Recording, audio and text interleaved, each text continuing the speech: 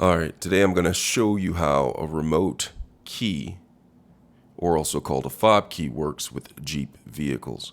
So right here I have a remote key built for a Jeep vehicle. I'm going to show you how it works. Now, if you could go ahead, give me a thumbs up and subscribe to my channel if you find this content useful, I'll appreciate it.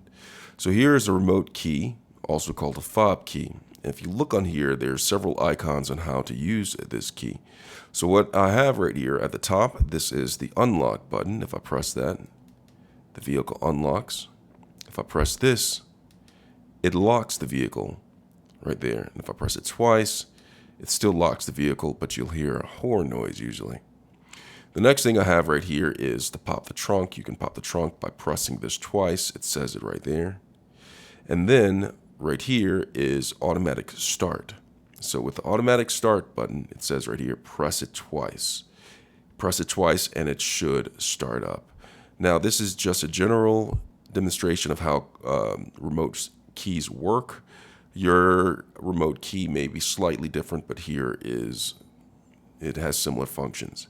And right here is the alarm. If you press this, the alarm for the vehicle will go off. The horn will keep on horning, if that's even a word, and it'll stop if I press and hold this horning button down. Okay, so that's the fob key. But then you also notice that there is an actual physical key within inside. So if you go ahead and you look to the side of your key or top of it, it changes. There is a button right here. You press this and you pull that out, and this is the physical key that you'll use on your vehicle if it has one. And it slides back in to snap in, just like that.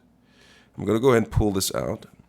And then right here, if your battery ever dies, there is a battery inside that can be replaced. And so what you do is you simply just take your key or maybe a butter knife. There should be a slot right here. And so what you do is you slide it in, turn it, and the fob key comes off, and you have access to the battery. All right, so the battery is right here. This particular battery is a CR245. You can take out the battery and put a new battery in with the positive side facing up, the flat side facing up. That's usually how it goes. And then you go ahead and you take the top, put it back into place, snap it like that, and then you put the key back into its slot, just like that, ready to use. That's how you use a fob key, remote key for your vehicle, Jeep vehicles. I hope this was helpful. Thanks a lot for watching.